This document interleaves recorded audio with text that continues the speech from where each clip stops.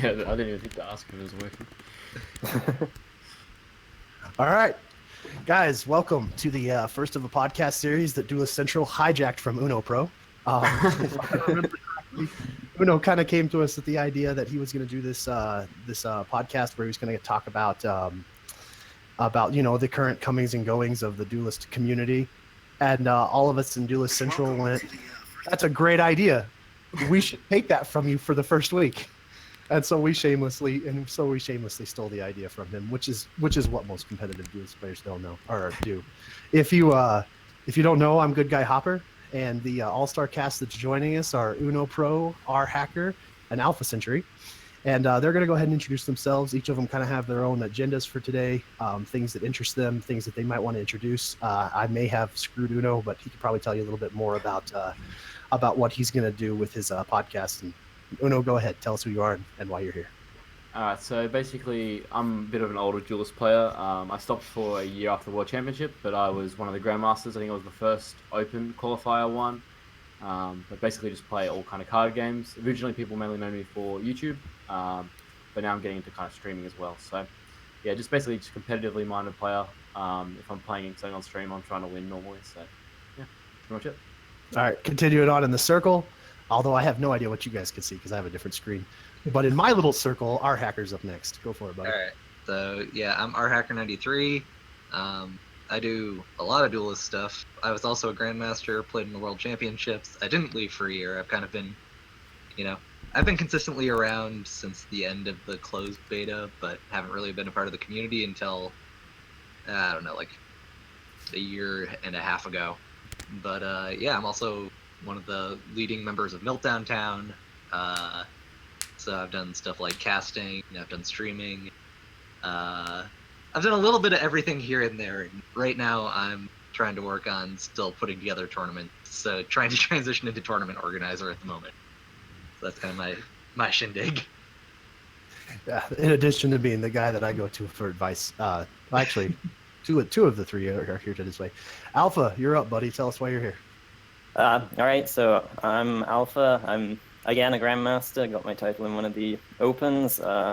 Been playing for about 2 years or so, and I'd say I've fairly recently started taking YouTube slightly more seriously, so I've got my channel there and the occasional Twitch stream.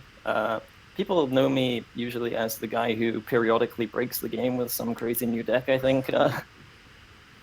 Yeah, apart from that, just a tournament player as well. And as you can see, guys, 3 Grandmasters and 1 scrub. That's why I wore the suit, because I didn't want to get shown up badly. We decided that whenever we were putting the show together, we wanted to talk about the current comings and goings. But because it's also the first show, that means we've got a large stretch of Duelyst that we can cover that we haven't covered prior to this. So we have a lot that we could talk about, but we did narrow it down for you. The first thing that we thought that was the biggest major event that's happened here recently, that kind of shook up everything and changed the way that we have to think about the game on the top end, is the patch 1.96, where we went from having a standard format to having just one solid format that everybody plays. Of course, we're all aware, for the most part, of why those decisions were made by CPG, and what we're going to kind of jump into is just a little bit about what everybody thinks about the patch. I'll reserve my comments for last because I talk too much if given the opportunity, as these guys have discovered, and we'll cycle back around. So Alpha, do you think you want to go ahead and take the lead on this one? What are some of the highlights or changes from the patch that you thought were really significant for us? Okay, so the patch was pretty sweet. My favorite thing that they did was basically just go back and rebalance a whole bunch of old cards, right? Because that's something I've been thinking about for, like a long time, right? It's been like a year or 2 years where they basically never touched any old cards, and there were just a lot of cards kind of sitting there that weren't touched in a competitive setting, and just bringing some of those back up. So thinking like Purgatus, the Realm Keeper, one of the big ones that catches my memory, but bringing a whole bunch of new things.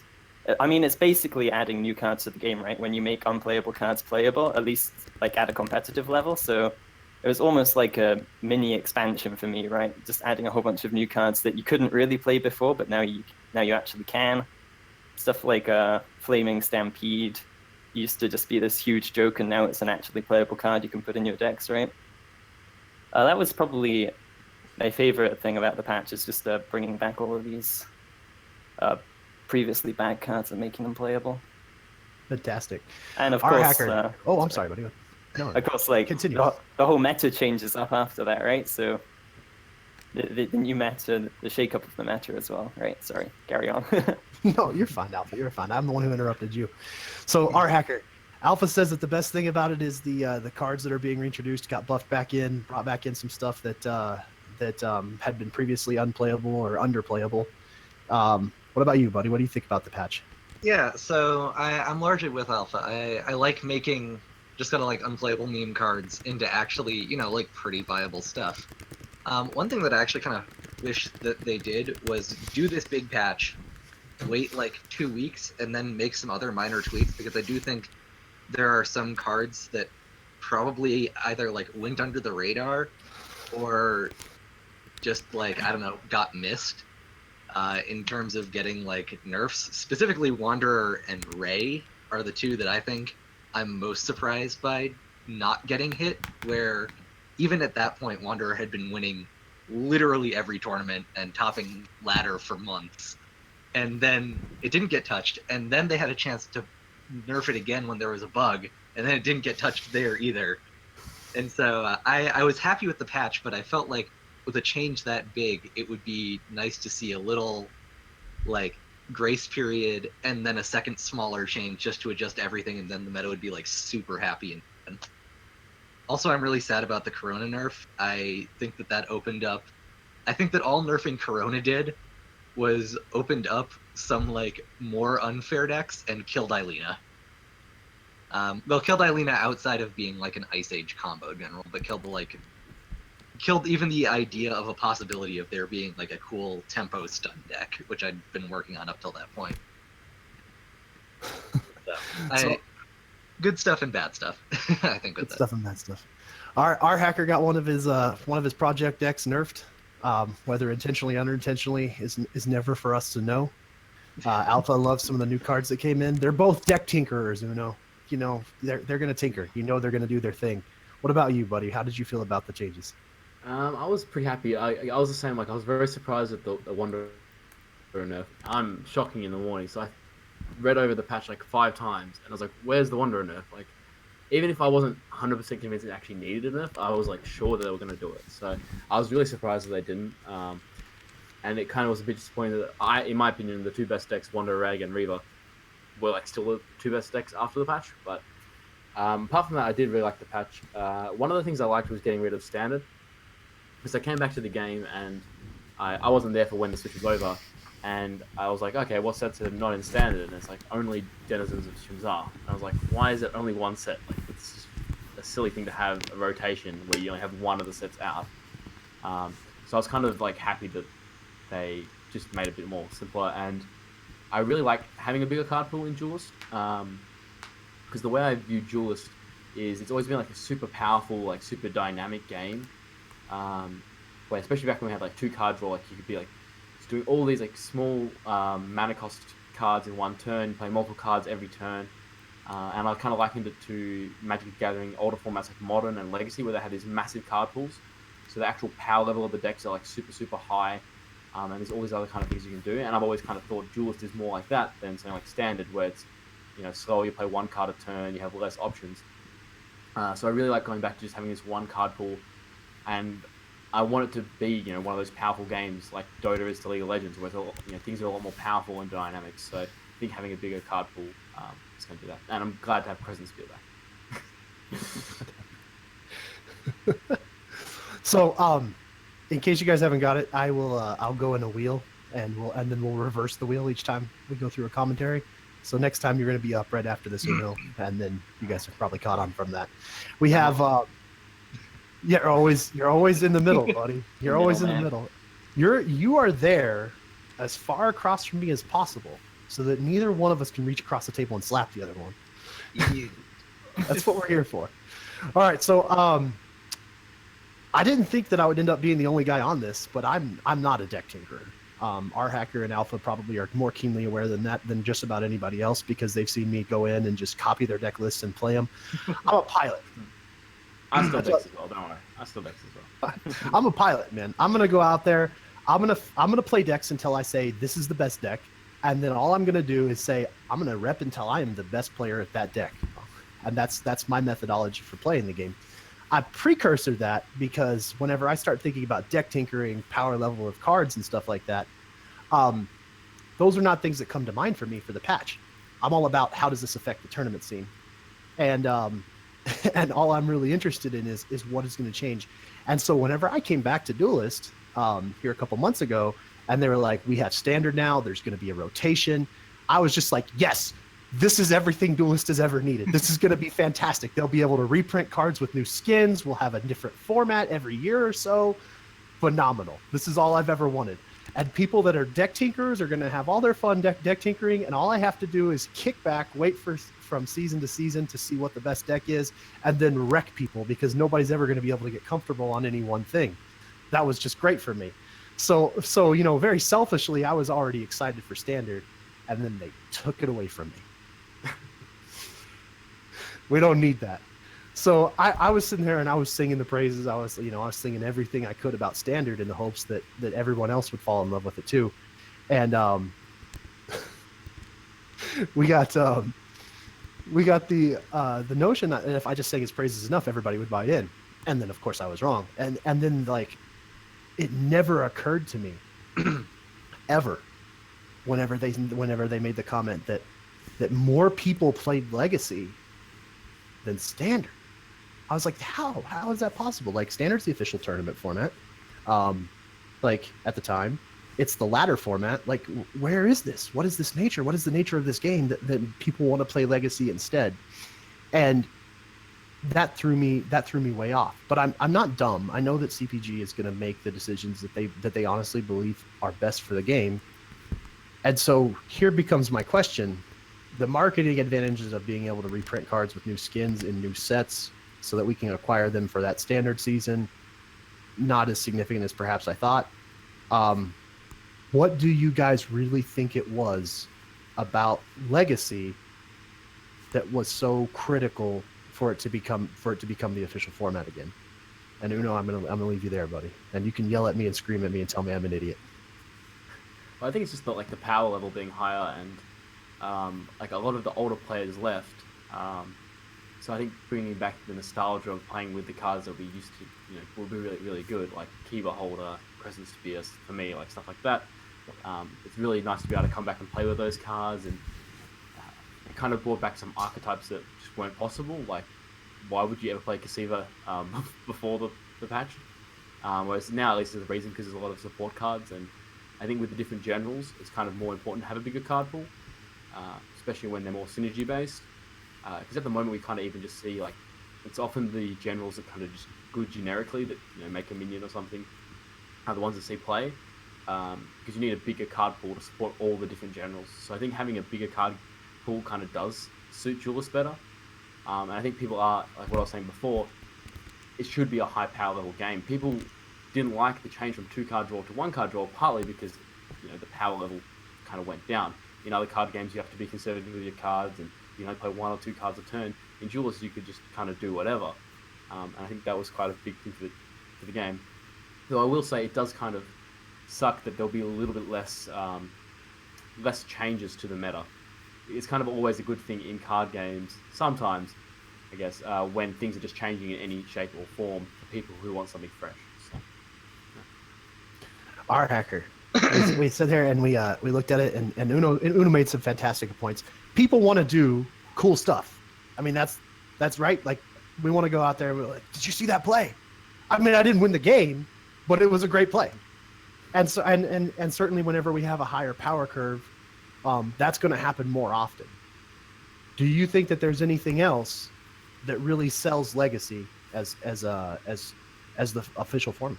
So I actually think that fairly large portion of why more people were playing that was not just because it was like Legacy, but was because it was unranked. I think because I know some like casual players who are like, and who have been for a while, like, why doesn't Duelyst have a mode where I don't have to be judged based on like how I'm playing? why don't they have this? And then for this like 2-month period, it's like, oh my god, I can go do this. And you've got like newer upcoming people on the like S rank ladder who want to prove themselves or whatever. So they'll get to their point in S rank, and there isn't rank decay in S rank. So they'll just sit there and play unranked because they can still play in a format, and so that like boosts numbers on that. Also, there's just the idea of like people wanting to play their older cards, and like Una was saying, like power level stuff. But there's also the fact that Duelyst has a very small community, like relative to the bigger games like Hearthstone or even Gwent, and you really can sometimes see the impact on like the time it takes to find an opponent if they're trying to run 2 consecutive big ladders. And so I think that they needed to squish them into one, at which point they're given the decision to either nix all of the old cards outside of friendlies. Oh yeah, also there's the entire thing where they have to program in standard into friendlies, which they didn't do. And friendlies were always unlimited and always used unlimited token pools, or like random effect card pools. So in order to stay standard, they would have had to basically cut a bunch of cards just completely out of the game, and also program in a bunch of stuff. And also there was like a group of people who were saying like, yeah, we like this new mode, we're going to play in it a bunch, for like whatever their reasons were. And so I think it just kind of made, even outside of the idea of the format of the game, like it was a logical step to combine them back into the legacy format rather than keeping them apart. I know that they also made a decision similar to this when Rift was a thing, because I know I was actually advocating at the end of Rift for keeping Rift but like modifying it. I was sending messages to like people at CPG a bunch, especially Juvie got like multiple, like multi-paragraph long messages from me about why I thought we should keep Rift back then. And one of the things that I learned that was like a small snippet was people wouldn't believe us, but there were way more Rift games being played than ladder games. And so I think there is just this space for like an unranked mode in Duelyst that people really do actually want, and I think that is a large contributing factor to the shift. All right, we have Uno talks about the availability of power and cards. RHacker talks about the access to unranked mode. Alpha, that may not leave you with a lot of talking, so I'll give you your option. You could talk about some combination there within of what do you think were the most important card changes, or if you have something that you want to add to legacy versus standard, feel free to pitch in on either one. I think I'm mostly going to have to agree with RHacker here. In that, okay, so if we look at kind of the top of the S rank ladder and the top Duelyst players, sure, there's a slight decrease in power. Maybe people, me personally, there was a lot of like deck building ideas that you can do in unranked that I was super pumped to do, but then it's like, why would I build them? I can't play them on ladder. So I would rather just play things that I can actually play on ladder instead of looking into those cool unranked combos.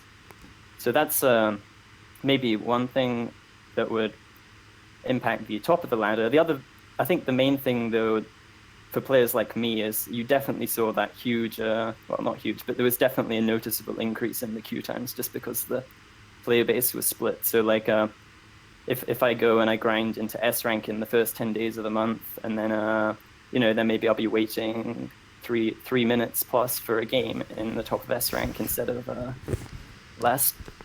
So that was personally me, but I think definitely CPG is probably more catering towards the more casual players, right? So our gold players and our silver players, and I think for them they're going to see, oh, all of these cards that I own, all of these cards that I put time into collecting, I can't play anymore.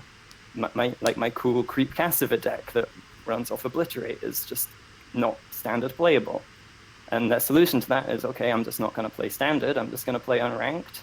And again, it's also the thing about it being unranked, right? So these gold and silver players, I think, typically have a little more of the ladder anxiety, right? So why would I go and play in a standard ladder where I have to care about my rating, and if I lose, I'm gonna lose a chevron, and then I'm gonna be further away from getting these season rewards. Why don't I just get to where I want to be and then play in an unranked mode? where I get to play these fun decks that I've been building for the past month or couple of months anyway, with all of these cards that I've been collecting, right? So I think it's some combination of ladder anxiety and losing access to the decks that you've been putting together, even if they're not like top tier meta decks, but your personal pet project decks, right? If you suddenly can't play them anymore, that's going to be a real incentive to go into unranked. Okay. We had so we actually had a lot of different points made. But one of the things I wanted to kind of latch onto, RHacker, and I think got some wonderful agreement from Alpha as well, who's going to get to be the first to respond to this one. People want an unranked mode. People want a ranked mode. The two communities are a little bit different. One of the things, and this goes back to some video game theory I bumped into a long time ago. Don't ask me to figure out where it's from because I don't have that much time. But one of the things that I had read a long time ago was that whenever they started making ladders for video games, they just worked off elo systems.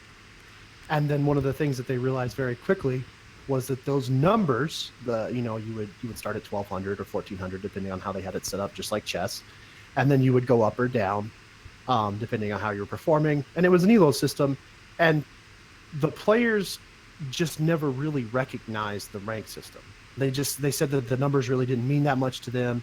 And it was later that other games brought in bronze, silver, gold, platinum, S rank, and so on. They brought in rank classifications because those made sense to players. Like being able to say, I'm an S rank player, as opposed to being able to say, I'm a 2400 level player, made a lot more sense to them. Now, here's the thing from Duelyst perspective. We have a small community. We recognize that. We know that we try to grow and that we do pretty well around different patch releases. If you can't really afford to have an unranked mode and a ranked mode at the same time, because your community is just not large enough to do that without really hammering the queue times, why not go back to something like an elo system where you have a lifetime MMR that highly competitive players are going to keep track of and know what's going on, and while your lowly competitive players will never even notice what that number is or what it means. Is that a reasonable solution? Can you think of something that might be a reasonable solution, or do you want to bounce off that idea? And again, you're free to just pass on this one, or whatever you happen to think. Alpha, go ahead, bud. Well, I think as long as there's some like elo rating number, it's the psychology is going to be there. Like the casual players are going to see this number, they're going to see it go up or down, and that's going to, like, whether it's an elo number or whether it's divisions, I'm not sure it makes too much difference there. What I would say is for like a solution though is maybe every player has like a hidden elo number, right? And then that's used, say, for matchmaking. So then you can have your two queues, but then maybe it's actually the same queue. It's just if you queue up for ranked, you'll get a chevron, and if you queue up for unranked, you won't get a chevron and you won't see any change. But then maybe there's this hidden elo rating in the background, making sure that everyone's matched up against like fair matches. And because one of the things about the unranked mode for me, which was a huge turn off for me, made me not want to play it, was the fact that you would go into unranked and then you get paired up against these players who are clearly not at your caliber, not at your power level, and you just stomp them with whatever deck you wanted to play. And I don't think that's fun for anyone. So I think one solution would be just to keep the queues together, but still have two different modes. Where ranked, you visually have this indicator, and you go up through the divisions, and unranked you don't, and you don't see anything, but there's still this hidden elo in the background. That would be my personal solution. Okay. RHacker, what about you, buddy? Right. I've actually got some pretty strong opinions on this. I did a lot of thinking about this around the time, right after the patch had been announced and people were talking about the fact that they really wanted an unranked mode. And kind of similar to what Alpha was talking about, where you can kind of have a switch between ranked and unranked. Conclusion that I came to, and that I still stand by pretty heavily, is that I think the best way to handle this is that there is a ranked mode and an unranked mode, but they both point to the same ladder. And the only difference is if you choose to play an unranked, that you will not advance or regress your rank. And so it's like, I want to play some stupid like deck that I don't have many cards for. I don't want to drop my ELO, but I want to complete my daily quests. Like, you know, oh, I have no Vanner cards. And so I just queue into unranked and I play against somebody. And I think this works really well for lower ranks, because, you know, generally speaking, like the way that Duelyst is that I think a better player with a like kind of more random or wonky deck, like Alpha was saying, can just stomp a lower player. But two people that are around the same ELO, like I'm not that worried about. The one thing that I do get worried about is at the higher rankings where you've got like people camping S rank and just playing in unranked mode to not drop their MMR or whatever, get it really high. And so my secondary suggestion to the idea of just allowing people to say basically, hey, don't affect my rank, is to say that after Diamond, you can't play unranked. After Diamond, you are considered to be like a competitive level player. I mean, I think, to my knowledge, in the background, that's actually when your MMR starts getting tracked, is when you hit Diamond. When your wins and losses start mattering in terms of your S rank position, is when you first get into Diamond. And so you just say, hey, you know, you're a very experienced player. You should be able to play like with, obviously, you know, you aren't stressed by the like ladder anxiety of lower ranks. And so, yeah, basically my strategy for this is just say, hey, we can do it on one ladder, let people in lower ranks say that they don't want to play ranked sometimes and they don't lose or gain one chevron. Keep the higher ranking players playing competitively. So that's my sort of fix to it, using one ladder. So there isn't any like split up or loss time. I actually think it's really elegant too, because it prevents win trading at the high end, which is where, of course, it matters. So, but I'll not pester too much because UnoPro has got to get his chance to respond as well. Buddy, what do you got to add to this? So I wanted to talk more about like the idea of an ELO system throughout the ladder, which is kind of like what Gwen has. My issue with an ELO system in a card game or any game of chance is it really needs to be done right, and the ELO system kind of needs to account for the fact that there is randomness in the game. Like if I'm playing chess and I'm a 1200 rating player and I verse a grandmaster, he's going to beat me like 100% of the time. And if I ever did beat him, his ranking would tank a ridiculous amount. Now in a card game, if you know I'm way above someone in ELO, they're still going to maybe have like the nuts and get the perfect draw and beat me. And then I think even the difference is you can just see that ELO drop down. And if I lose like a ridiculous amount of points from that, it's kind of like the game telling me, I should have won that game when I can see, there's nothing I could have done. So I think an ELO system can be good, but you really need to kind of bring it. I'm not an expert on ELO systems. You kind of need to weight the players so that they're closer together than they normally would be, so that you kind of gain a little bit less when you're a higher rank and a little bit more. So I kind of liked it the way it is that even though it takes MMR from rank 5 onwards, we don't see it until S rank, and even though we don't truly see things, we can kind of have to extrapolate from how our ranking changes. So I think it's good not to subjugate like the lower players to it, because when you lose a game and they had the nuts and they were way lower than you, and you lose a bunch of MMR from it, and then you actually see how much the game is punishing you for that, I think that can be very, very frustrating. But I think it's kind of like a necessary evil at the highest ranks, because you do need to differentiate between players rather than just like wins and losses.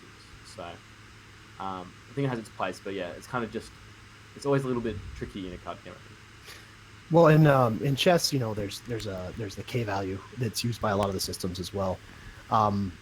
This has been my personal experience, and maybe it's just salt being poured in the wound, but it doesn't feel like a K value is used in Duelyst. It feels like if I lose in Duelyst to a player who's like, I just happen to get paired in silver because it's a 3-minute queue.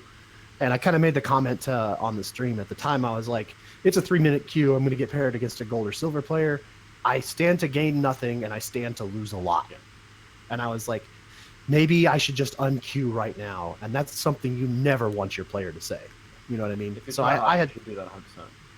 I think what might be a fair solution, if one of our devs happens to watch this, is that they could adjust it so that I stand to lose like maybe just a couple points if I get paired against a gold or silver player, whereas that gold or silver player stands to gain a lot if they do have the elo system going all the way down. I don't know if they do or not, but that would be my suggestion. I don't know if you guys feel free to chime in. Uno, where anything quick on that one? Yeah, I think it's fun. Like, say like normally you would lose like 50 points for losing to someone, and gain 50. Like even if you could just like, if there's like a big discrepancy, like say you like lose 50 still, but you just like win 0. I'm happy to be like negatively free rolled as long as like it's not a significant drop or even more than a normal drop. But the thing is like you actually often are playing for basically nothing, and you stand to lose way more than a normal match. So I'm happy to be like basically negatively free rolled like to some extent, but I don't really want the losses to count for more because not gaining something from winning doesn't really feel that bad, but losing a lot from losing to someone a lot, it does feel pretty bad. It's a card game. Sometimes they're going to triple flash Juggernaut. Like, Well, not he's anymore. a bronze. That's not fixed the way that interaction works, but Yeah. You know what I mean, though. That's sometimes you're just gonna go into a game, and after the first turn, you're gonna be like, I can't win this. No matter, even if I could pick from my deck what cards I wanted to draw, I cannot win this, right? So, all right, guys, we're gonna move on to the next topic. I probably you guys, Alpha and RHacker can punish me later. We're going to talk about the tournament report. We're going to talk about the tournament scene. Talk about what's good, what could be improved, how we felt about the Trials of Mithron launch tournament and the Duelyst Classic, 2 of the more recents that, for the most part, I think I know Alpha, RHacker, and myself all played in the Duelyst Classic, the most recent one. RHacker picked up the win. Alpha went out in the top 8, and I went out in the top 16, if I recall correctly. Uno, buddy. Come on. Yeah, I played in the previous ones. I won 2 weeks ago, so. All right. And then we had the Trials of Mithron launch tournament, which I don't remember. I remember being there. It was like, I don't know, I was awake for 48 hours. I think they sent me some money. I don't remember how that turned out. All I can remember is I did slightly better than Hopper. Playing almost the same deck. That doesn't sound right. I mean, I know I wasn't awake for a very long time, but does that ever happen? All right. Alpha, you get to go first, buddy. I know classically you're a deck tinkerer, but tell us, what do you think about the current tournament scene? Yeah, so I haven't been playing too much, maybe not as much as I would have liked. Yeah, I did play the Classic, and I think maybe 1 or 2 before that recently, but I haven't been getting right in there as much as I'd like. But I think it's definitely... So the recent thing is the Battlefy partnership, right, that has been going through a trial period, and I think that was a great move by Battlefy and by Bamco. And I think I think it definitely paid off, because I think we did see like a kind of a resurgence a little bit of where maybe some of the old tournament players are coming back, and a lot of people are entering these tournaments that really weren't there before. So like there was a time where I would check Battlefy and there'd be maybe 3 tournaments on a weekend, right, which is absolutely crazy for Duelyst. And I think definitely a good thing, just the quantity of tournaments we've been seeing recently. I guess we're not really going to talk too much about the tournament meta right now, but we'll get to it. I've just been impressed by the quantity, and I mean the amount of players. Some of them have been struggling to hit the minimum, and that might be maybe a result of an oversaturation of tournaments for the number of tournament players. Maybe, I'm not sure what you guys think about that. You think maybe they got cannibalized? Well, I think maybe your average tournament player is going to play, one tournament every couple of weeks, and we've just been seeing maybe too many tournaments. The number of players can't sustain having 3 tournaments every weekend, right? Like it was happening sometimes. Anyway, I'm going to leave it there and leave it off to people who've been playing a bit more than I have. You're good, buddy. You're good. I hesitate to ask him because I know this is like a big emotional occurrence for him. But RHacker, you want to talk to us about the tournament scene, and we'll get into how it can be improved here in a bit. But so reserve your comments. I've been very active in most sides of the tournament scene right now. I've been playing in tournaments. I've been hosting tournaments. I've been recruiting people to play in tournaments. And I have sort of seen what Alpha is talking about with the kind of oversaturation issue. I think there's also like there's a couple of kind of issues with the Battlefy promotional setup. And the largest one I actually think that I've seen is that it is targeting the wrong kind of tournament. I think it's targeting the kind of tournaments that have not actually been that successful. I mean, maybe they were more successful in like the real heyday of Duelyst. I wasn't really around for that, but even during like when the Duelyst World Championship was going on, like there were these little tournaments that would get like, you know, maybe 8 to 10 people. But it really wasn't like the big forte of Duelyst. Those were the kind of like league things. Like when people talk about what they really love about playing Duelyst competitively, it's like Duelyst Pro League, Team Wars, Duelyst World Championship. It's all these kind of longer running tournaments that can like build up all of this hype. Duelyst Melee, when it originally started, had like a league set up. It's people like to like get into these things over time, and these were just targeting these one-shot things, which is troublesome in its own way. Also because Duelyst is a very international game. What community it has is very spread out. So whenever you put a tournament at any time, someone's going to be starting it at 2 a.m. And that feels really bad. And a lot of times what that means is that people won't join it unless, especially like more casual people, won't join it unless the time slot lines up perfectly for them. The like bigger tournaments, like, you know, the Trial of Mithron launch top 16 or whatever, like, yeah, I'm going to play in that, even if it's starting at 2 a.m. I mean, Faroka started at like 2 a.m. and he won the damn thing, so... But it's like, you know, there's incentive for that. There's like a big prize. It's not just like, oh, you know, if I stay up until 8 a.m. playing Duelyst, I might win $80 if 30 people join. So I'm not actually too sad to see that go away, to see that support go away, because I think it was pushing what has largely been less successful in the Duelyst tournament scene. Whereas I think if we're going to revitalize it, we're going to have to look in a different place. All right. And I know you have some ideas on that. We'll come back to them. Uno, chip in on us, buddy. What do you think about the tournament scene as it currently exists? Well, I definitely like the point about international players struggling with time zones. I think probably out of the tens and tens of tournaments I've played, I probably had 1 or 2 that were in a PM time slot for me. Literally all of them like start after midnight for me, so that's been pretty rough. My main issue, I really like the idea of having 32 players is like guaranteed prize money. What my issue is that it's still like 16 players minimum to have orbs, which I think is just like the most ridiculous thing I've ever heard.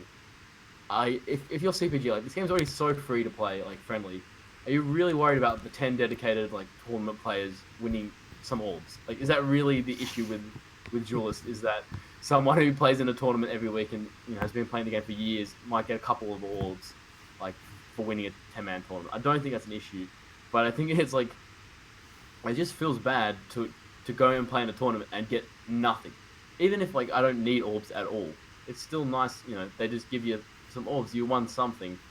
And I don't really see why they can't do it. I think as long as they're approving tournaments in the right way for it, like people aren't just starting a tournament up with their mates so they can get some free orbs. Like as long as they're actually doing a good job of approving tournaments that get prize support, I see no reason why you can't offer like a minimum orb support, and just like have something for like newer players who want to just win something or just have anything really.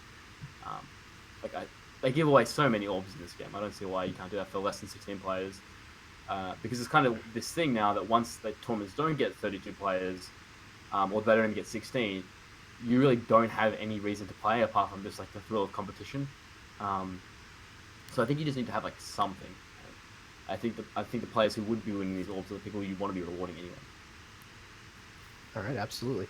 So the current structure of it for me whenever I look at, what are they trying to do? Um, it feels sort of like a failed experiment to try to like replace like a Friday Night Magic type of setting, which is this extremely casual Magic tournament, where everybody comes in, they buy their packs, they draft, they do whatever it is, and then most of the prize support comes from those donations. We know that it's the internet and it's difficult to get people to donate for anything, but I'm kind of with you, Uno, that some minimum orb support's not a big deal. Like, who cares if only 6 guys come together and play Duelyst for a night, and and the top guy wins 10 orbs, whatever, and it's 10 orbs. Like, it's not that big of a deal. You know what I mean? Like they're happy to hand out 10 orbs to us for various reasons. Like if you're streaming, or if you're just watching somebody stream, like they're happy to give them to us for that. Like, why not go ahead and just kind of make this baseline, like here's our Friday Night Magic, and then you can have shorter tournaments off of those. You know what I mean? Like, you don't have to do a cut the top 8 for a Friday Night Magic type of tournament. You can go ahead and say, okay, we're going to play 4 rounds of Swiss, everybody. It's going to be fun. End of the night, guy who wins gets 10 orbs. Guy who gets second gets 5 orbs. If you drop from the tournament, no big deal. We're all just here to have a good time. And that seems to be, to me, like the way to casually approach how to have some kind of like weekly thing. And I think this is just me, but I think if you want to do that, if you want to have some kind of Friday Night Magic type of thing, the big thing is, like, that's held at shops locally. They're not very often going to get up over like 64 plus players. And when they do, they break them up over multiple tables. And so the tournament size always stays at 8 players. You know what I mean? That's it. That's the biggest the tournament can get, is 8 players. If you have 15 players sign up, then there's one table of 8 players and one table of 7 players. And so they're just running 2 tournaments. And there's really not, like, if you've TO'd a little bit, then you know that there's really not anything preventing you from setting up multiple tables and organizing that. It's not something that's difficult on Battlefly. So my feeling, my take is, like, if your goal is to replace this casual setting that allows your casual players to play in Duelyst tournaments, like, don't keep trying to structure them like a Grand Prix for Magic, which is structured very differently. Your average Joe Blow doesn't want to play against me and RHacker at his table. He wants to win his 10 orbs, and he wants a chance at that. He doesn't want to see me, and I don't want to see him. Like, the reality of the fact is, like, there's no enjoyment in that for me. The only tournament I want to play in is the Grand Prix. I want to play for big money, and that's it. Like, you're not going to, like, hey, Hopper, come play. We'll give you 10 orbs. Like, piss off. I'm going to go out on a date, or I'll spend some time with my kids. Like, no. Like, you're not going to get me to do that. Like, the only way you get me to sit down and play a tournament of any length of time, because the length of time is meaningless to me, is if you're like, hey, we'll give you $100. Yeah, all right, I'll be there. Like, that's it, right? But you're not going to bribe me with orbs. But I'm not your target. I'm not the person that you need to get addicted to this game. I'm already addicted to this game. Like, you're good on my end. You need to addict the players that are just getting started in the game, the ones that need to develop camaraderie. They need to meet people around their level that are going to do interesting things, that are going to have fun playing the game with a little bit of extra competitive spirit, and who are going to say, that Friday night was fun. It took 2 hours, and I'm going to come back next Friday and do it again. And so that's my idea, is I feel like the structure of the weekly events is structured more like a Grand Prix for Magic, which, if I was going to play a 6-hour tournament, the payoff, the risk to reward for me, had better be pretty freaking good. Like, if you want me to play in a 6-hour tournament with a cut to top 8, and then I have to come back and play the next day, you better be offering me at least $200 or more. Otherwise, I'm not going to show up. And if I was playing it like I used to play Magic, if there wasn't at least a grand available, I'm not going to be there. Like, I'm sorry, $200 is not that much money to me. Like, I will play a $200 event in Duelyst because I love the game, because I enjoy the game, because I get enjoyment out of playing the game by itself. But if I was playing this like I used to play Magic, if you're not going to offer me at least a grand, I'm not going to be there. And so that's my feeling, is that the current structure, the design of it, is not meeting the target audience. And so that's my feeling of it. And so we'll go back around and talk about, how do you think the design structure could be changed? And we're going to skip RHacker because I don't want to talk for an hour. Uno. I actually want to talk about something having to do with what you're talking about, so I can talk about that. I'm good, buddy. I'm not actually going to skip you. I love you. Uno, talk to us about the design structure.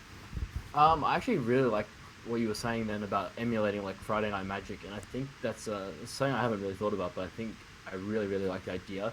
Like when I go to play Friday Night Magic, they give you a pack per win, and the people get paired down against each other. So even if you're 0-2 and you've got someone else who's 0-2, one of you is going to get a pack, and then good chance you get one in the next round. Or you can have like a pity pack. Like, I think that's something that they could definitely do, and just basically emulate Friday Night Magic. And I would even like take it a step further and do stuff like give out an orb for like a cool deck idea or something, or like a random orb to someone who plays in the tournament. The issue isn't that they're over rewarding players. It's never going to be the issue when it comes to orbs. It's just about getting the number of players. And then we have like the competitive players like me. Like I would play Friday Night Magic. I would play Duelyst tournaments with no prizes. Like for me, it's a thrill of competition. And for people who want a little bit more something, if they get 32 players, give them a tournament ribbon, or like 16 players, give them a tournament ribbon. Like that's enough for me. Or like money for the bigger stuff. I think they really just need to be focusing on getting more players. And I think just giving out orbs and spreading out the orbs away from the top players is like something that I would like to see more, because the top players, like I don't need orbs. I just give away the codes I get and stuff, and most of the people who will be winning tournaments don't need the orbs either. So I'd much rather see a prize payout that kind of like favors people just playing and having fun, and actually gives people an incentive to play the tournament. Like just give out 2 orbs a win. I don't think it's going to really hurt them. I think the people who are winning tournaments, winning 10 orbs or something, they weren't going to go buy 10 orbs if they're winning tournaments. So, yeah. Absolutely. Best of three Swiss, pack per win, orb per win in our case. And if you get over 8 players, split them up across multiple tables. I was going to do it. Just give out the orbs to everyone. That's what I want to say today. Yeah, get them as deep as you can, right? Get them as deep as you can. Give the new players who don't know what they're doing, just something. Just receiving something. It's just like our human nature. Just receiving something for playing or whatever. Just feels so much better than playing and getting just nothing. Absolutely. RHacker, I have given you enough time. Go for it, buddy. So yeah, no, I really do like the idea that you're putting forward for having these more kind of casual things. I mean, even when I was doing the surveys on what people want from tournaments, there is one person who actually took the time to specifically like comment on one of the threads saying, hey, what about a tournament for newer players? And for me, my primary goal is to revive what I think we four really want to see in a tournament scene. But that's not as much catering to that, like, fresher, newer player. And I really like the idea that you're bringing forward. Also, 10 orbs, come on. It was 5 orbs. 5 orbs for first place and 2 common crates or something with 16. Let's not get so greedy. But I do think that giving away like 10 orbs or distributing orbs among them or even doing giveaways during it. And one of the things is now that we don't actually have that structure anymore, the downside is for people like us, there isn't a chance to win money. Which even if it's not necessary for us joining a tournament, I think we all like that we have a chance when joining a tournament to win. And we prefer to win money than not. But I think that now that we don't have that structure, one of the caveats that they did put in is that if you are hosting a community tournament, you can contact them, Stormshade, the new community manager, who, welcome. I don't know much about you, but hope to know you soon. But they did say that you can contact them and get cosmetic prizes for your tournament. So it's not just like they're cutting all support altogether. They're just removing that initiative. I do think that we as a community should have larger events. And yeah, I don't know how much you want me to go into. I'm going to come back to you, buddy, I promise. Right now, but yeah, I'm working with a lot of people on trying to bring something like that back together, which should have more information on it coming later this week, hopefully. Very cryptic. Very cryptic. You're good, buddy. Alpha, you care to weigh in? All right, so yeah, I think you guys are totally right in that, the past prize setup was really trying to get these weekly big tournaments with lots of entrants, and then at the end of the day, it's just going to be like, one of us winning these orbs or winning $60 or whatever. And I think really the market for that was all the players who were going to play in that kind of tournament were already playing, and there wasn't that many of them, and there wasn't enough to make it lucrative enough to make it a good business investment by Bamco, right? Because it was just kind of the same 50, maybe a few more tournament players going at it, and newer players, it really wasn't something on their radar. And I really like your idea, right, of just having these smaller, like weekly tournaments. Maybe you gate the skill level, so you put all of the higher power players together in their own thing, and then the newer players have their own table, as you say. I mean, I personally am I'm a young and I haven't played in any of these Magic tournaments, so I don't know what I'm missing, but it definitely sounds like a good idea. But yeah, did have something else I wanted to say. Did you forget it and you want us to come back to you, or Carry on. All right, Uno and Alpha, you're gonna have to wait while RHacker says his piece. Buddy, pitch in. I know you've got very passionate feelings about the tournament scene, and I've unfairly bridled you. So I know that you have some things you want to toss in there. Pick and choose. Whether you want to talk about some of the things that you know you're going to be putting on with Meltdown Town, whether you want to talk about some of the ideas you have for player constructed tournaments that carry out over the course of several weeks. Go ahead and pick yourself and give yourself about 5 minutes to pitch in what you want there.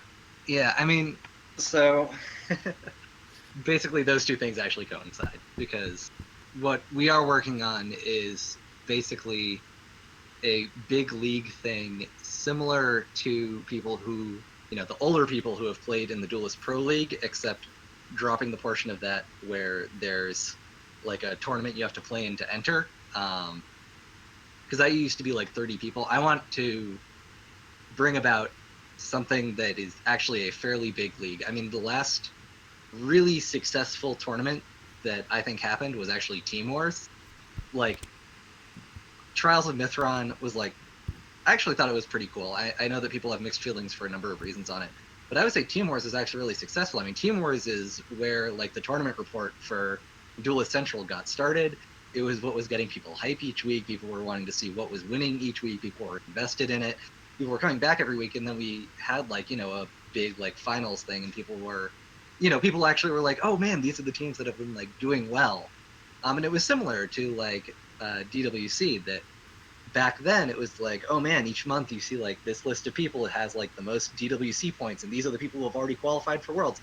It's these big things going on over time that give people like the hype and buildup that's actually necessary to keep them involved in it. Also, for events like Team Wars and the Duelyst Pro League, one of the big things is that it got rid of the time zone issues. Basically, you were set to play against Team Wars. Was a little bit harder than Duelyst Pro League, but it was basically, hey, what time works for the people involved? And you would just play against a few people each week. It was basically just, instead of playing on the ladder for like 6 matches, you played against like defined opponent for like 6 matches. Team Wars had to do them all together for the most part. Duelyst Pro League could split that even up. It's like, oh, over the course of this week, I have to play 3 different best of 3s at a time. And that's what I kind of want to bring back. If we are going to succeed here, we need to do this as a community.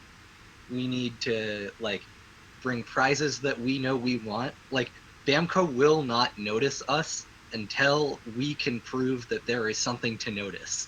So we're gonna have to like build up our prizes.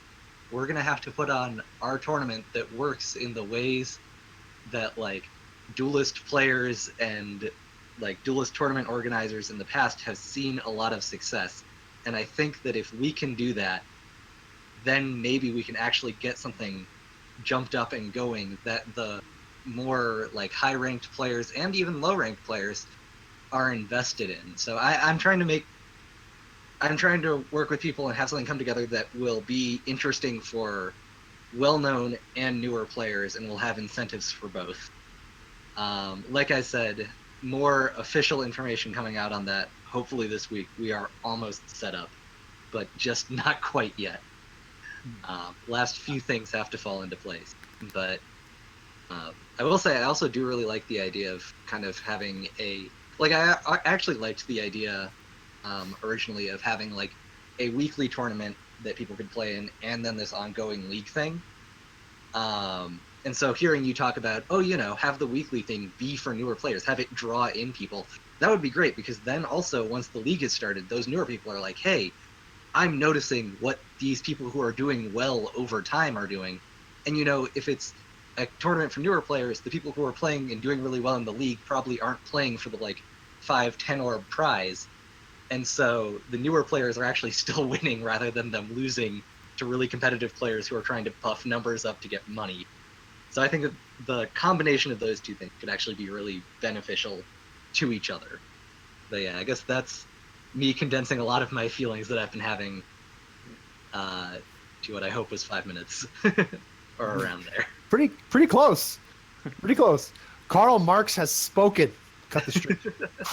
No, we have guys, we have to move on from the tournament scene. I know we've got a lot of powerful feelings here. One of the things I'm enthusiastic about is that we were able to talk about some of the things that could benefit both casual tournaments to draw in casual players, as well as things that could help out and make the game interesting. Because for some of us, I would love to see a big development. I would love it if one day I could make this a second job for me. That would be fantastic, because I love Duelyst, because I think it's fun. So seeing both sides of it introduced there, but we do have to move on, unfortunately. So we're gonna jump on to our next topic, and this one is one that's very close to my heart. I know we haven't seen her in a while. God rest her soul. Managlow's patron saint is no longer around. But they once made the comment that this was a big passion project for me, that the power rankings was something that just I made happen and wasn't gonna let it not happen. And I always thought that if I had to leave Duelyst for a little bit, that it would just keep going, that some of the guys that were working on it would pick up on it and would just keep it going, because I thought it was really good for the community. And that didn't happen. So maybe I'm just a very selfish human being, because I browbeat everybody into working on that thing. I'm just not going to let them. I'm not going to let them not. I'm back, and it's going to happen, and we're going to keep making it happen, because people need to know what's going on at the top of S rank so that they can get there, so they can love the game as much as I do, so that we can all pitch in on big tournaments and I can take their money.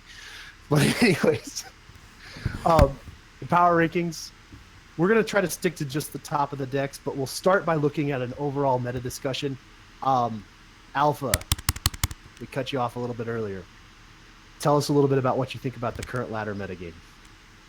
So I'm actually of the opinion that this is a really healthy, fun meta right now. I think there's a lot of room for players to just play what they want. There's a lot of room for new developments, I still think. I'm not sure the meta's solved right now. I think there's a lot of things that can still be developed and maybe slot into the tier 1 or tier 2 slot. So what we're looking at, right, is the Wanderer decks and Fault, and then maybe a few aggro decks like Aggro Reaver and Starhorn, I think, is going to be the big decks. And I think having Wanderer kind of as one of the top decks is actually really healthy, because it's just kind of this solid mid-range deck, right? It doesn't do anything too crazy. It just plays a normal mid-range game, and then it gets to drop Wanderer, and then Wanderer just generates value, and it slowly grinds out the game. And I think that's actually a really healthy deck to have on the top, compared to, some of the previous metas where it was something like Aggro Reaver on top, or other really unhealthy decks that don't let you do your own thing, like they take over too fast. I feel like having Wanderer on top leaves kind of this big open space where if your deck is good, you are able to compete with Wanderer, because it is not a fast deck, it's a slower deck, so in general, so that leaves room for your deck to kind of do its thing before Wanderer inevitably wins, as it sometimes seems. And again, Fault kind of falls into the same vein for me, in that it's just kind of this solid mid-range deck, where if you have a plan and you're trying something new, it gives you a chance to do what your deck wants to do before Fault will take over and win. So I'm really enjoying this meta just because it's letting me like tinker with new decks, and they're not instantly getting shut out by some super oppressive aggro deck, right? That's my personal take. All right, RHacker. Alpha feels like the metagame's wide open. He feels like the top end having mid-range decks makes it not oppressive, and that there's just a lot of design space. How do you feel about the current metagame? So I feel pretty similarly to Alpha. Like, you know, we both like messing around with like random decks, and Wanderer being the top. Okay, so Fault I think is a little bit more problematic as a deck. I think Fault shuts off more things, just because the like Fault itself is, to me, like way more impactful than Wanderer when it goes off. Like there are better ways to counter it than Wanderer, because Wanderer is like incredibly just like versatile and open, but like, you know, there are times where you just cannot beat a Fault. When a Fault comes down, you have like 2-3 turns to win before they kill you. And like the interaction between Fault and Ka essentially says that if you're trying to like play a dirtily deck that's kind of cool that plays bigger minions, like they just die, it shuts out a like Vath entirely and Ziran somewhat, which kind of feels a bit bad. So I'd argue that Fault is more toxic for the metagame, but I agree completely with Alpha that Wanderer being on top is like one of the best things ever, because like you can play these kind of innovative decks, because one of the best ways to beat a Wanderer deck is to play a deck that people don't know how to beat, because the better you are with Wanderer, the more ways you're able to play it, but if you don't know how to play it against a deck, you're more likely to lose in that. And so you can make these innovative, cool decks that Wanderer decks don't know how to handle, and then you just overrun them, and it's like, haha, I beat the top deck in the meta. Like, that's so sweet. Like, my brew is working, and then they'll figure out how to beat it, and they'll probably beat it, but then that forces you to brew more. And like, especially with the bringing back of Shimzar and like the nerfing of a lot of more generically powerful cards like Thunderhorn and Sunsteel Defender, like now we're forced to kind of go a little bit further to the edge to say what can we play. So I think it's healthy for that reason, even though I think that Fault is a little bit toxic to that kind of strategy, because it does punish people a bit more for just kind of what they want if they can't beat it. Stop telling people how to beat me. Now we're gonna go ahead and skip over Uno because he doesn't even like the ladder. He hates that place. Wait a minute. The opposite of that. Uno, how do you feel about that? How do you feel about the current metagame? Yeah, I actually kind of like it, and the reason I like it is kind of like a weird, kind of abstract way, in that I think the meta at the moment, the way like you determine if a deck is good or can win, it's not based on like the raw power level, but it's more based on like attacking certain like principles within the meta.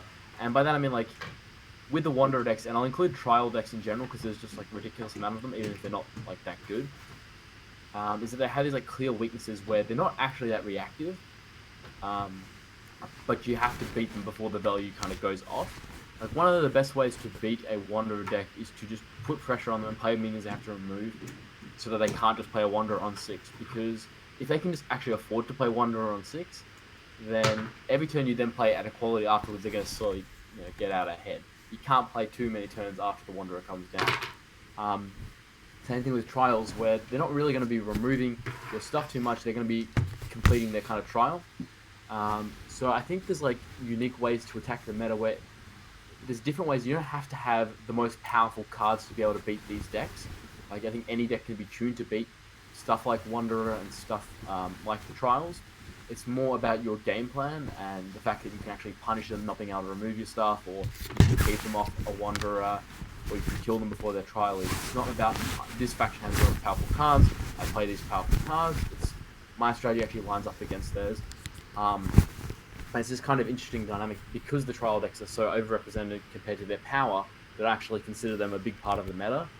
And Fault is pretty much the same thing as a trial deck in my mind, in the sense that once Fault comes down, like you can't outvalue them at that point.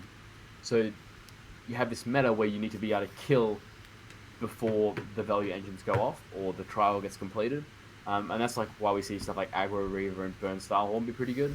But I think that can extend like to a lot of different things where you're basically just playing minions that kind of they need to be dealt with. Even stuff like Zoran or like Kalios is really good in this regard, where all these minions are going to be killing. Decks aren't really equipped to deal with that at the moment, so there's a lot of like flexibility in how you want to approach it. It's not just about having the most powerful cards. So I think it's cool in that regard, but I do think it's kind of a little bit limited faction-wise. I think Vinar and Abyssin are significantly below the rest, and I think Magma and Reaver, Magma and Songhai are the top two by a fair margin. But I think it's a pretty good meta in general. Hopefully that makes some sense. It's a bit of an abstract way of looking at it. No, you're good.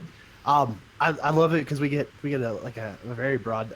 Uno always kind of reminds me of like this really balanced player, Alpha and RHacker. I'm gonna defer to them every time I want to know what's going on in deck design. From a pilot's perspective, I think the best decks are Wanderer Ragnar, I think, and Wanderer Riva. I have different opinions on when and how I want to play those, depending on what's going on. But from my perspective, as a pilot, the first thing that I look at when I'm going into a match is, are they running a trial? Because that's a huge amount of information. It's a huge amount of information. And I can tell you that one of the very first things that is a little light bulb that goes on in my head is if they aren't playing a trial, I know from the start that I have a card advantage that I can abuse. Like one of the reasons that we don't sit there and play 2/2 drops over and over and over again, besides the fact that we're no longer drawing 2 cards, because this is not 2016 anymore, is that if you can play multiple cards over and over again, the amount of removal options in the game that really can abuse you for having chosen to do that instead of playing one powerful 4-drop or one powerful 5-drop are actually very limited. There's very few cards in the game that can really punish you for playing a crap ton of tinier stuff on the table right now. Like, I know we don't think of that very often because we think Lilith is a little bit weak. She's only kind of a combo deck, blah, blah, blah, blah, blah. But at the end of the day, like 2/3s are actually really freaking good, as it turns out. So if I go into the matchup and right from the get-go, I look at you and you're not playing a trial, I know that I have one additional turn where I can play 2 cards and you can't. Because you're only going to have 5 turns where you can double down, whereas I've got 6 turns that I can double down. So I know that I can try to abuse that advantage from the get-go. And so part of the tweaks that I make to the Wanderer decks that get passed to me by Alpha and RHacker and some of the other decks that come along across my table, one of the very first things I do is I'll pull the mana curve down just a little bit, and the reason I do that is so that I can drop multiple cards at the beginning, and I try to always turn that into my advantage that leads to me being able to play a Wanderer on curve. Now, whether there are cards on the table or not at the time that Wanderer comes down is completely irrelevant to me. I hear people say that all the time, like, oh, you need to have cards on the table to take advantage of Wanderer. Like, no, you're just wrong. Like, it's completely okay to just put a 7/7 for 6 on the table and say, deal with that. and they're gonna have to. Like, some of the better responses are going to be lower mana, and some of the worst responses are going to be higher mana. And depending on how you respond to it, it doesn't matter to me, because I know I still got 1 or 2 more turns left where I can play 2 cards, and I'm going to use that to kick myself into the end game. So that's my perspective on Wanderer, and one of the reasons that I think it's one of the best decks is actually because of the inherent card advantage it generates. And I talked about that pretty extensively in one of the postings that nobody's called me out on for being a jerk yet. So I told people that if they couldn't win with Wanderer, if they thought that Wanderer decks were inconsistent, that they were just bad at Duelyst. Anyways, we'll move on just a little bit, having gotten a perspective from everybody.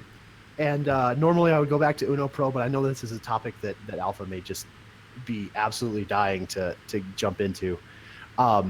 If you whack off the top 3 decks that I think whenever we were talking earlier, we all consented to, we would place these, if not directly in the top 3, very close, which are Fault Xerix, Wanderer Riva, and Wanderer Ragnar. So you're not allowed to talk about those, but what do you think is the most competitive or interesting deck outside of those, and why? And I'm going to read you a brief clip here from the meta from Alpha, so that he doesn't have to quote himself and embarrass himself. The meta has settled, and Fault Xerix and Wanderer Ragnar Riva are the decks to beat. When Grandmaster Alphacentury sat down and spent a solid 5 minutes thinking how to beat these meta defining decks, he settled on the same answer he settles on every meta. Aggro Riva. And just in case you didn't catch that, that was Grandmaster Alphacentury. So you need to respect that opinion. All caps. All caps. If you disagree with this opinion, you are wrong. All right, so maybe not with that much intensity, but Alpha, talk to us. I know you're gonna mention Aggro Riva as your interesting deck, or maybe you're gonna surprise me. But go ahead, man, say your piece.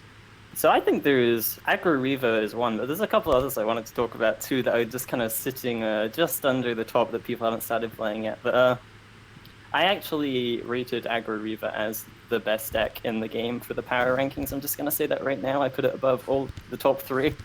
And I realize that might be... I think it's entirely fair to say that it's just a playstyle thing, that it just fits really well with how I want to play the game. But for me, that's like a really, really consistent deck, and I don't think it has any bad matchups.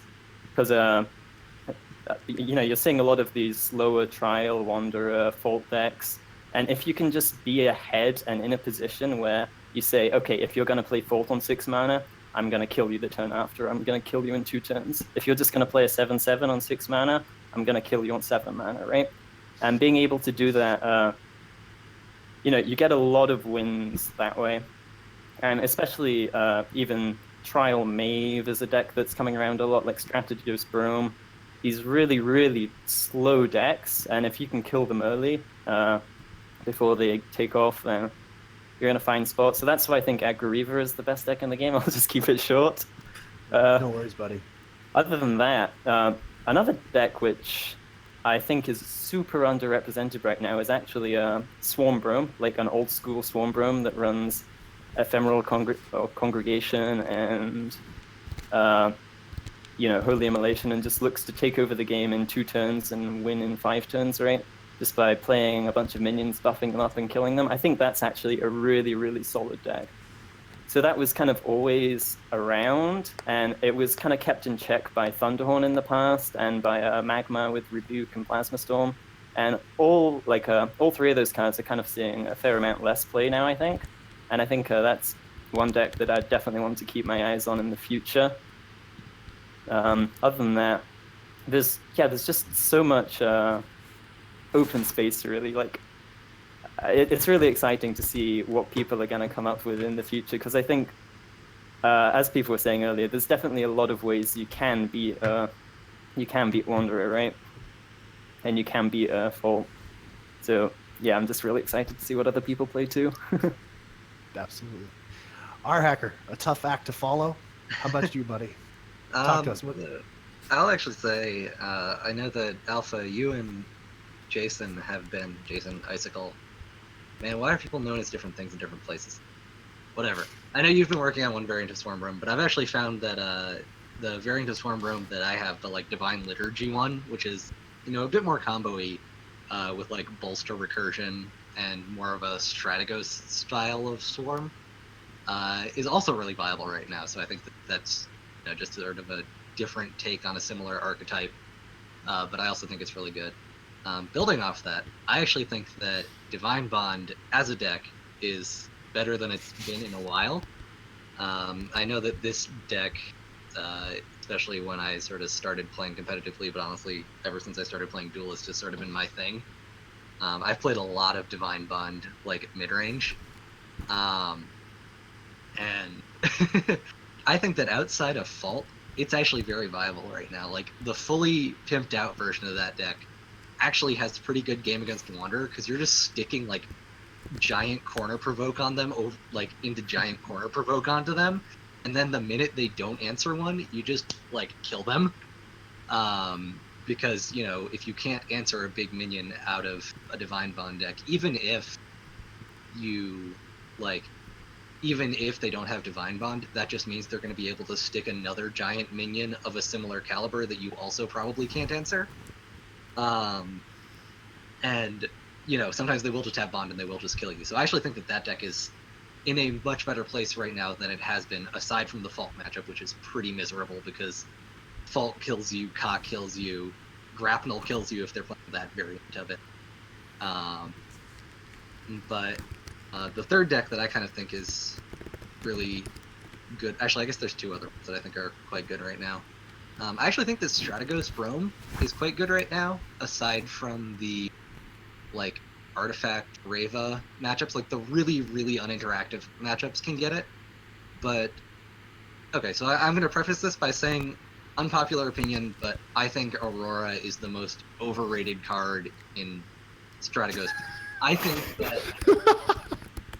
think that the deck should not try and be aggro. I think that is for Stormburn decks, and I think it really hurts them against more aggressive matchups.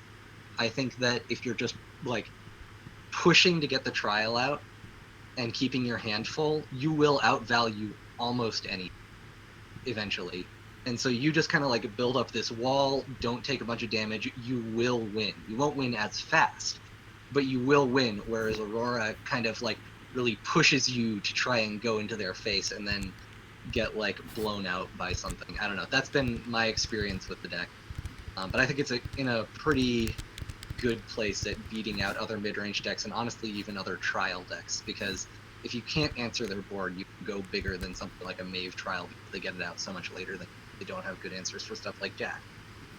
Their guys don't die, but you're getting like 5 drops and 8 drops like everywhere on the board, and so your guys don't die too, and your guys kill. And then the other deck that I think has actually been doing really well in tournaments has been like Ragnora combo decks, which haven't really been talked about, but those decks can put out a lot of damage, and their like combo pieces are pretty generically good too. Like Eggmorph means they can remove giant guys, Eggmorph means that they can combo and kill you, Morincur can like combo you in multiple turns. I think that deck is just like pretty versatile and has the like out of hand damage output to be a competitor even against these like super high values. So those are my like just below the top favorites, at least. Absolutely. And Uno, in hindsight, I realized I let the 2 deck tinkerers go before you in the topic designed for deck tinkerers. So I may have unfairly put you on the spot. But buddy, do you have anything on your plate that's popping up that you think is like, wow, this has been really good, and you'd like to hype up a little bit? Well, first I just want to go over like what the other two have said. I actually played Alpha's like exact list to S rank this season with Aggro Reaver. And I think it's quite powerful, but it really depends in my mind how you want to evaluate what the word powerful means to you. Because I can look at powerful and think, how likely does this deck make me win when I'm the better player? Or how likely does this deck make me win when we're equal?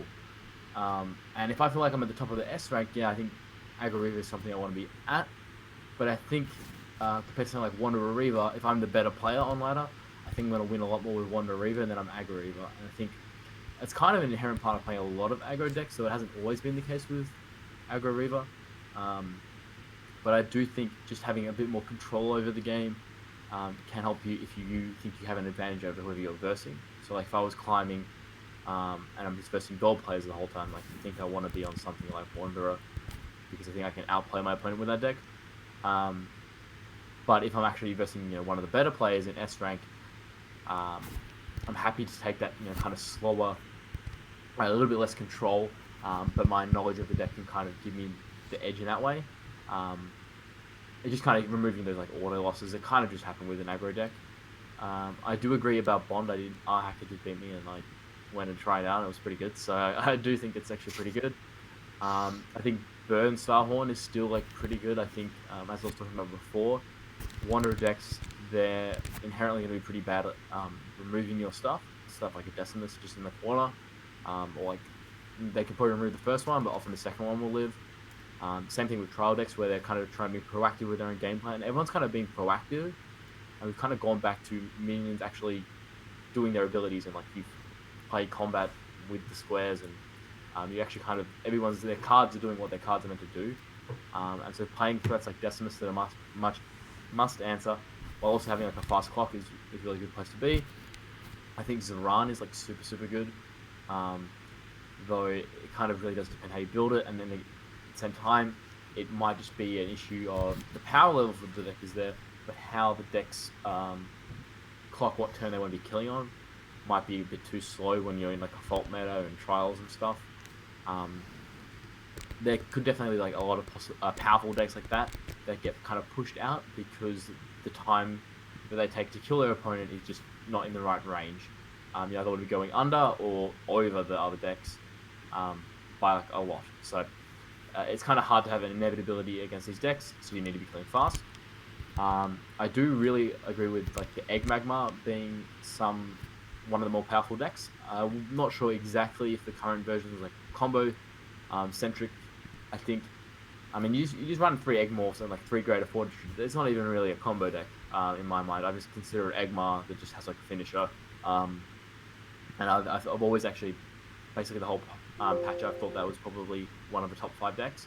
I'm not even convinced he's that far behind Wanderer Rag. So I think Egg Magma has a lot of powerful tools. It's just I really don't think that that those builds have been optimized much at all. And I mean, when I was trying to build the deck myself, I was just like, I have no idea how I'm going to build this because you have like these powerful artifacts that can be really good. You need to be able to generate the eggs, and you need to have spells like you want to be playing powerful and moving like Rebuke and stuff like that. I think it's really hard to kind of find that right mix. And because yours is a small game, it takes a while for those decks to get optimized. So I think that deck is actually only going to get more powerful over time. People are able to tweak. It's always kind of just harder to find those decks that are synergy based and rely on 2 different card types. Because every artifact you put in is less eggs you're going to actually have, but you want a massive eggs to your artifacts to do it. So I think that's another powerful thing. I think apart from like the top 3 decks, I think the meta is like, so ridiculously underdeveloped for a card game. I don't think anyone really knows what's like super good, and I think we won't know for a while still. Okay, absolutely. Guys, those of you listening in chat and paying attention, we have here in just a second, we're going to take just a handful of questions. If you have a question that you want to direct towards UnoPro, then that's who's going to get the opportunity to answer it. No questions about pants. We've already done that gig once earlier today. So if you do have a question pertaining to Duelyst that you'd like UnoPro to answer, type it up for us. And I'm going to skip out on my chance to tell you what I think the best deck is because I don't want to give you guys any advantages over me. And I'm not that. And honestly, at the end of the day, I would just go talk to Alpha and RHacker and be like, hey guys, take pity on me. Tell me what to play. So I'm gonna give Alpha one more chance to see if Alpha, is there an odd deck that's just excited the crap out of you lately that you'd like to plug right now? I already have my plug with Aggro-Reaver Swarm Brome. I haven't been. I've got nothing new in the pipelines right now, so sorry to disappoint. No worries. All right, I'll take over then. Fine. I'll tell you what. So I wrote an article a while back about how to win tournaments, and I'm just giving you guys some time to talk some questions here. So, again, please, you have questions. We're gonna let Uno handle them. No, not his wearing pants. What's wrong with you? Good grief. Anyways, guys, I wrote an article a while back, and I said, if you want to win a tournament, you need to go in and you need to think beyond just, what's the best deck? That's a question that can't be answered in a bottle. It's much more about what am I playing? For example, if I'm playing a best 2 out of 3, I don't care if I drop 1 game. So playing a deck with higher variance is okay. It's okay to play a deck with higher variance. Like, let's say I have a deck that is not very high variance. It does the same thing every single time, and it's got a 60% win rate against the meta. That's a good deck. If I play a deck that has very high variance, and it also has a 60% win rate against the meta, then theoretically both of those 2 decks are fine to play in a tournament. But which one do you want to play? Okay. Now, if you're playing a best 2 out of 3 in each of your matchups, you might really want to play the high variance deck because eventually you're going to get paired against the guy that you guys are on equal footing, and you don't want to play a fair game against him. Like, I don't want to play a fair game whenever I play against RHacker, because honestly, he's good. He's a great freaking player. I don't want to play a fair game against Alpha Centauri. Like, I'm not there to do that. Like, I want to freaking come out and I want to flash down my Wanderer on 4 mana and say, good, I'm happy I drew well. Sucks to be you. Like, I don't want to have to play fairly against those guys because I don't know how it's going to turn out. And there's more than a little bit of doubt that it might not turn out in my favor. So yeah, I'm going to play Double Flash Wanderer whenever I had access to it because I had. Now on the other hand, if those game losses are extremely significant, and those high variances really push me to where I'm like sub-optimal to win, I don't want to play those decks. I don't want to play those decks whenever I'm playing a match where game losses matter because it's gonna screw up my tiebreakers. Like if I don't find one of my 2 flashes, I went from being 60% to win this game to being like 40% to win this game, and that's not a good thing if it's gonna screw up my tiebreakers. So I'm gonna play a more consistent deck at that time. Now, if you are laddering, you are essentially playing a single elimination game, and you have, in all likelihood, you're going to be matched up against somebody who is equivalent to you. So if you're laddering, especially on the S rank ladder, my recommendation is always to play the high variance deck. So right now, I would tell you to go play Wanderer Ragnar.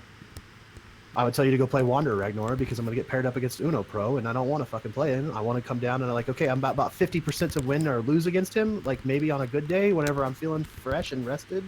And he's had a crappy day and his girlfriend broke up with him. I'm 50% to win. Screw that. Like, I'm going to come out and I'm going to like go out and play Wanderer Rag and like pray to flash it in on turn 4 and be like, I know you're a great player, UnoPro, but I just played a 4-mana 7/7 that buffed all my dudes infinitely and you can't do anything about it. Good luck. So that's my feeling on how do we handle this. All right, Uno. All right. So I think there's a good question that I would think we all need to discuss this one because this is a tough one. How should an Abyssian main like deal with this meta? I think this is a really tough question. Like Abyssian is just not very good at the moment. You want to go first or me? Go ahead. I like my initial. I'm not qualified to talk about Abyssian right now, but I think going back to what I said is that there's kind of these clear points of these decks where will start to outvalue you, and the only way you can really outvalue them with Abyssian is to play like Mave Trial, which is just like, terrible. So I'd be going the other route. I'd be trying to go under them with like Burn Deceiver, but like it's probably just worse than other aggro decks. So what ideas do you guys have? RHacker? So I've got 2 words. Fuhrer Chakram. I think that Fuhrer Chakram is like one of the few cards Abyssian has that is actually like pretty super powerful. Like that is a swingy card if you can develop any sort of the board, any sort of like board with it. I think the place that I like it best is sort of, I know I was actually playing a mid-range Mave deck, not a trial Mave. Just sort of like a mid-range one that, you know, tried to stick a Reaper of the Nine Moons or a Vorpal Reaver. You'll notice I like decks like Bond. I like sticking a big minion and then doing stuff with it. But like sticking a Reaper in a corner, sticking a Vorpal Reaver, even just having like a couple 2-drops and maybe a Husk around, and then they like try and surround you or something, and you just Fuhrer Chakram up and wipe their whole board, deal them like 7 damage. That's like actually pretty actively viable, and after you do that, anytime you have a Spectral Revenant in your hand, because you know 5 isn't that far off of compared to a lot of numbers. But you know, usually when you're playing the Chakram, it's after you've already played a big or a number of small minions, and so it's actually like usually, or you know, not usually, but a lot of times you're playing it at higher than its like on curve cost because you need to find a good board state to play it in. But then if you have a Spectral Revenant, you can deal an insane amount of damage because if they like play something next to their general and you're like within range of that with a Rev, that's 8 damage off the Rev into their face, and it frenzies, kills their thing, and deals them 4, so that's like 12 damage wipe their board. So that's like actually a pretty good finisher. So I think if you're looking to play more of a mid-range game, that's probably where I'd start. Actually, there's also a just straight like aggro value Mave, like Dying Wish Mave, that just like abuses the fact that Nekomata and Desolator can be like discounted to high hell and like can just keep your hand full forever, and you're just like constantly playing cards, and Nasher can their board. I think there's like Mave tricks that are pretty unexplored right now. I think that's kind of where I would start looking for Abyssian. Alpha? Definitely powerful Mave, for sure. I definitely have a little bit to say here, because I think really none of the factions are in a terrible spot right now, and Abyssian definitely has things you can do. So obviously there's the Maeve trial, which I don't think is terrible, because it's probably one of the highest value trials once you get it completed. And you know, that's the one where I think if you get that completed, really there's no way you'll ever win in the late game. And it's not even that slow. So I can see that it's not like tier 1, but it's definitely there, and it shuts out a whole bunch of decks just by being this kind of high cap on this is how fast you need to go. If you're not fast enough to beat Trial Maeve, then you're not fast enough for the meta. So that's one deck which I wouldn't say is amazing, but it's definitely there. And RHacker was saying this kind of a Dying Wish, you know, Azurhorn Shaman Maeve that just looks to take over the board, abuse Azurhorn Shaman and these cheap discounted Dying Wish units to make this huge board, and then uses Fury Chakram. I think that's definitely strong. I think it's really lacking kind of one answer card, like one reactive play, because it's a really, really proactive deck. And I think it's proactive enough to beat a lot of these trial decks, but it's just missing kind of some answer card. And if it had that, it would definitely be tier 1.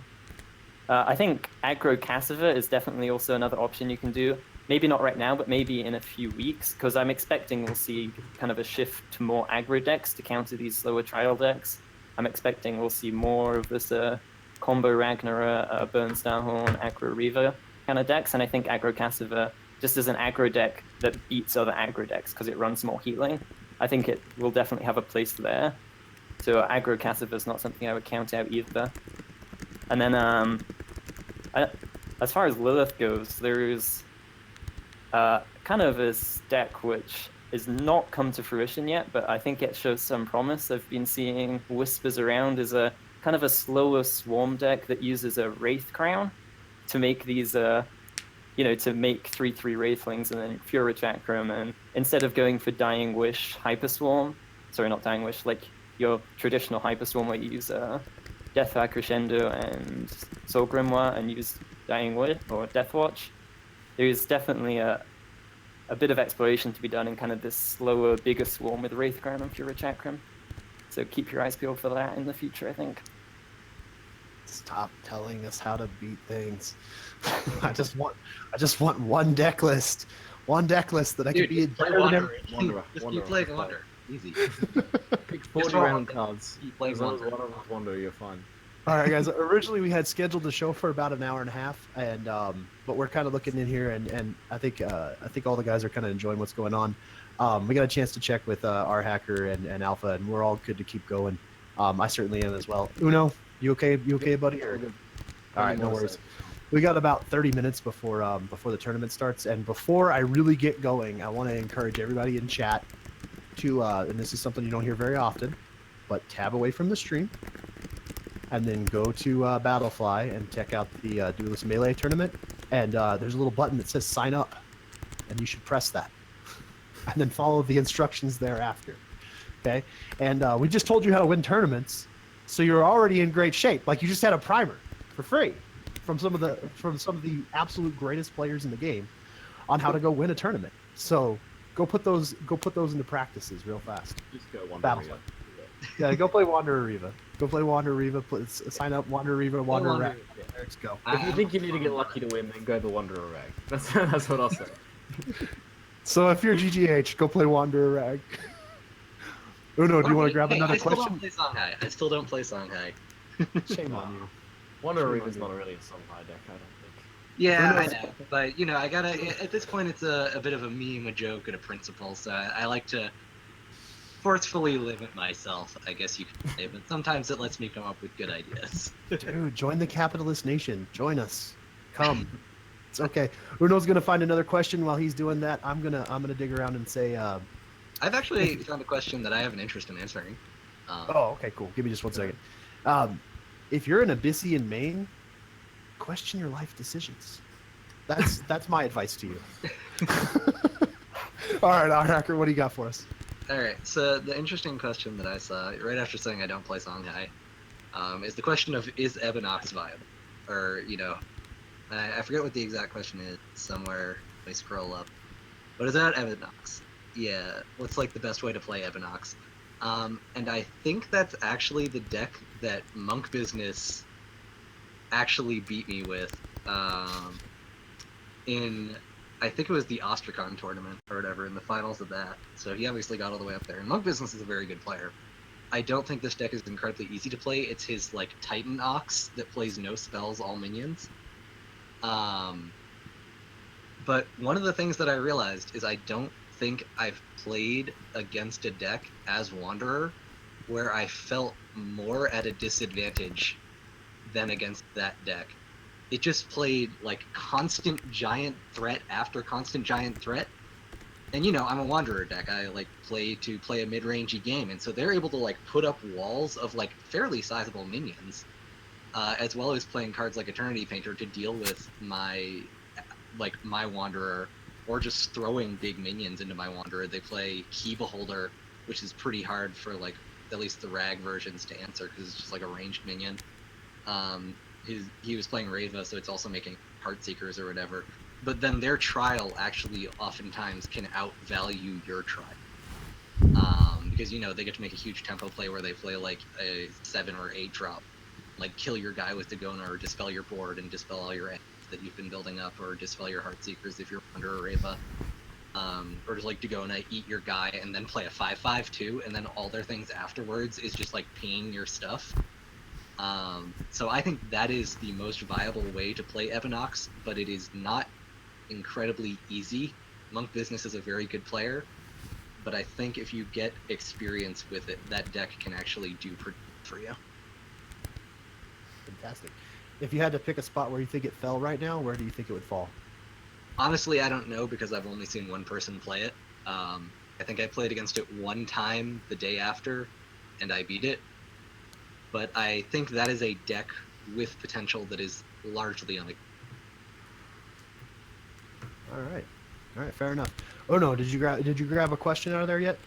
Yeah, one thing I wanted to talk about was trials, and I saw a couple questions about that, like trials, what we think about them, and if they're like healthy for the game. I'm actually like pretty passionate about this topic in that I don't really like them, and that there's a couple of reasons I don't like them. The main reason is there's not really any counterplay once they have the trial. Like the way you beat a trial deck, unless you're also a trial deck, and then it's still just like a race to the trial.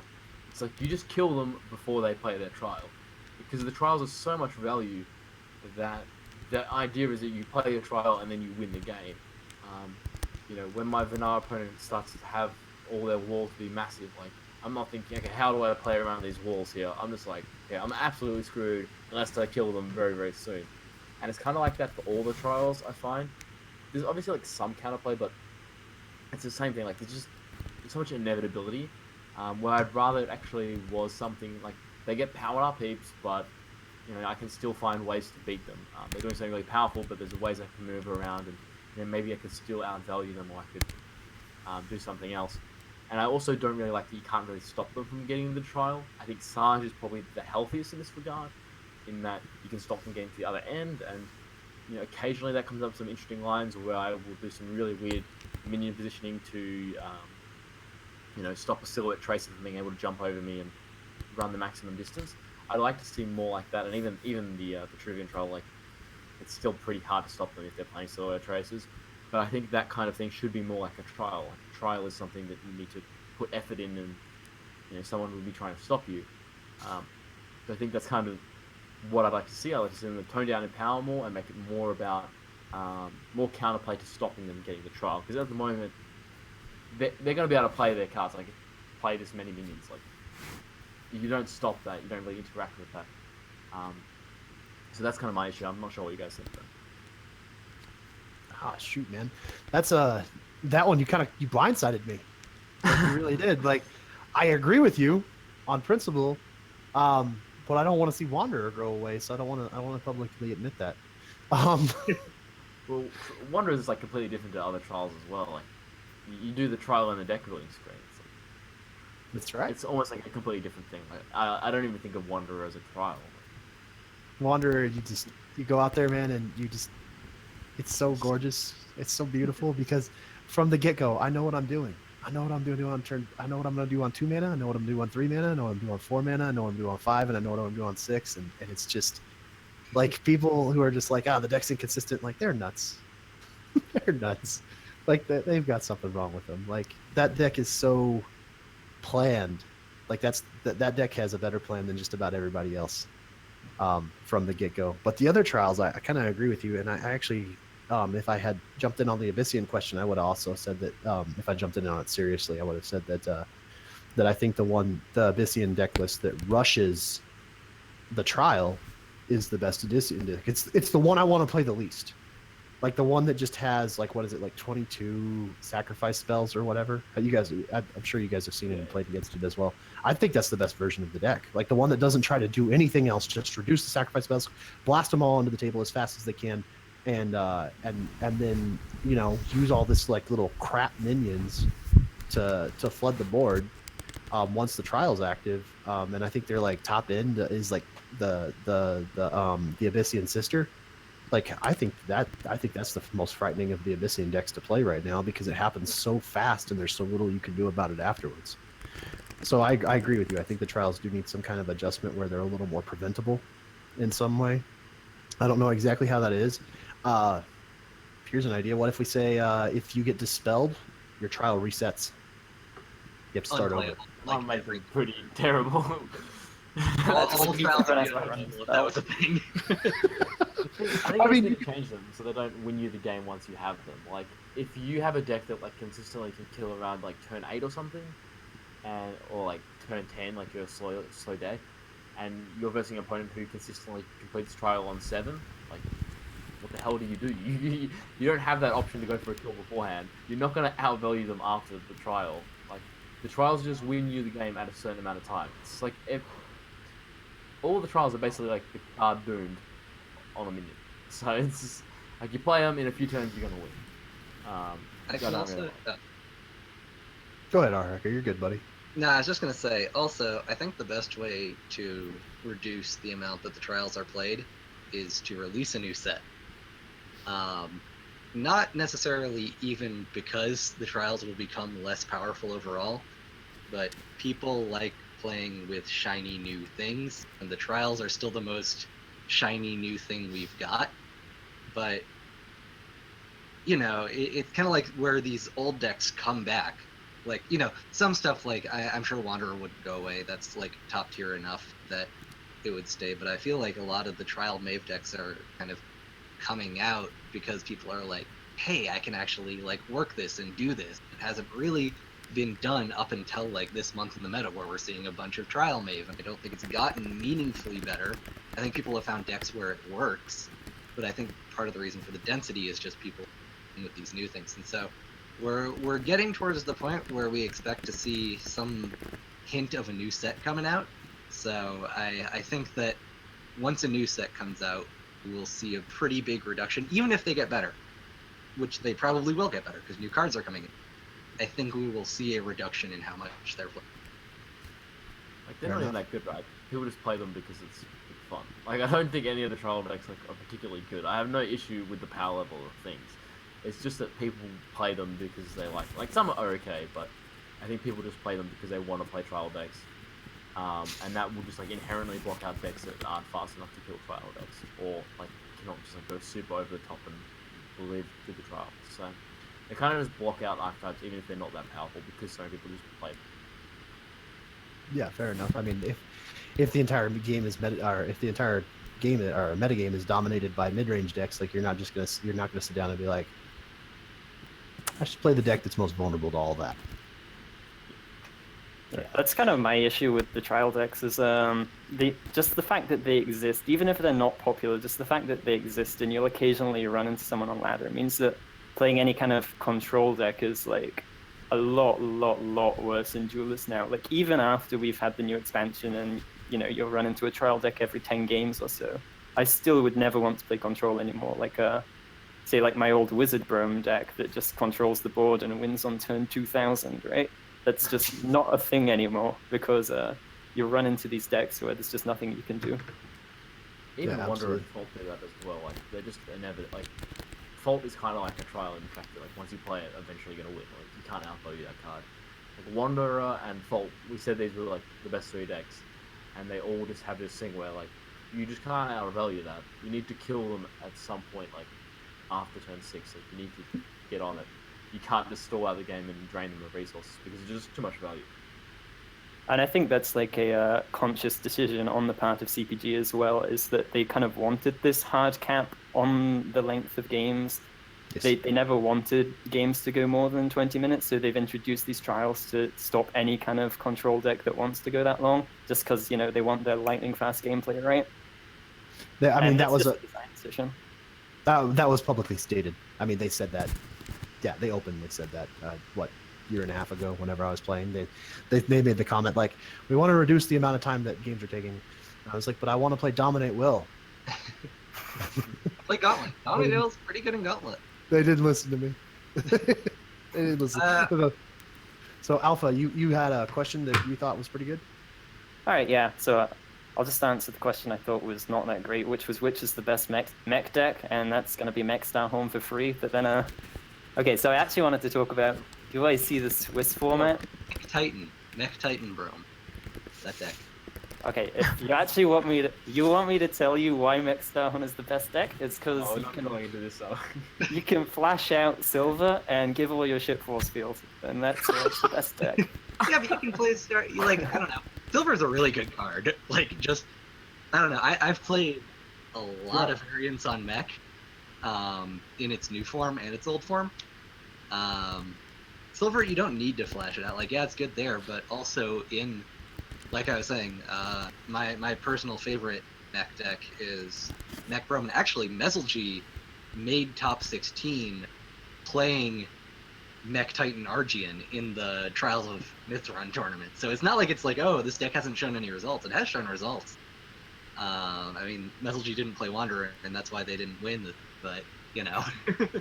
But, like, you know, I actually think that deck is more consistent in the ability to curve. Because usually you're getting Mechazor down around 5-6 mana. So what you do is you like slam Mechazor, they have to spend their whole turn answering Mechazor, and then you just slam a Titan.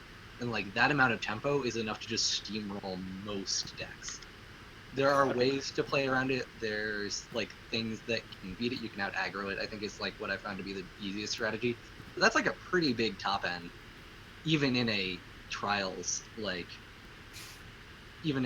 setup. And there's also cool things you can do with positioning on Mechazor, where you can like position it where it's just far enough out that you can walk it next to you and like shoot them, and then walk yourself down and your other mechs down and get like bonus off blades. Cool little deck. I like it.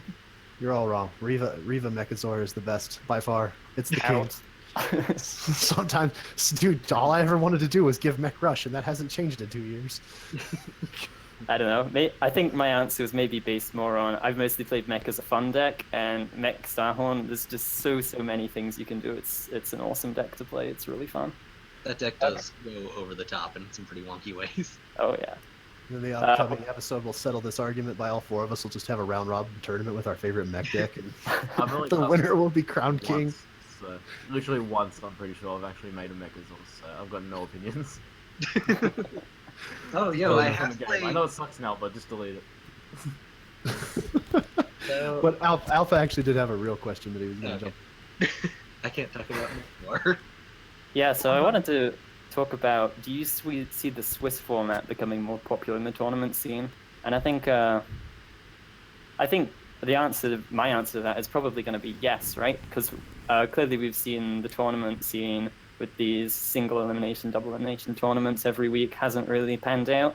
And I think, you know, we're going to have to change that, and RHack is doing a lot of the leading with these kind of more league-based formats, and especially for newer players as well. I think a Swiss format on like a Friday night weekly thing would be a lot more approachable to them rather than a bracket where you just lose and then you're out.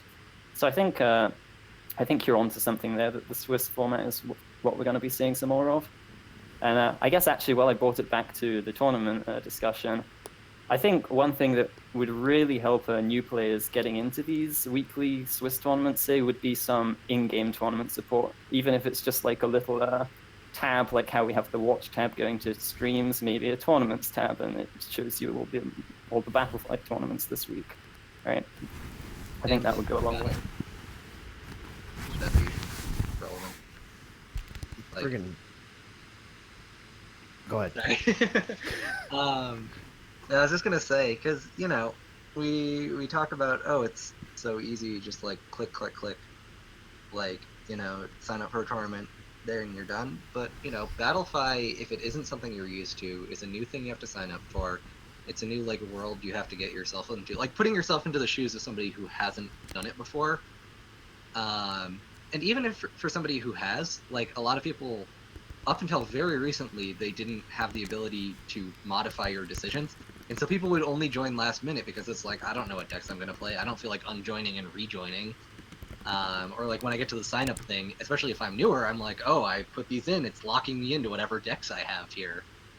And so like, I don't know, the more extra steps that you make people go through to get into these things, the less people you'll get to do it, even if those steps aren't incredibly mentally consuming. You know, so if they did put in something in the client that was just like, hey, here's the tournament page, like here's a link to the Battlefy tournament page, like bam, you're there, and then you can just be like, okay, email, sign up, easy. Absolutely, guys. I'm gonna jump in on the last one here. I know I'm being rude and dominating, but you guys have all been around me, so you're aware.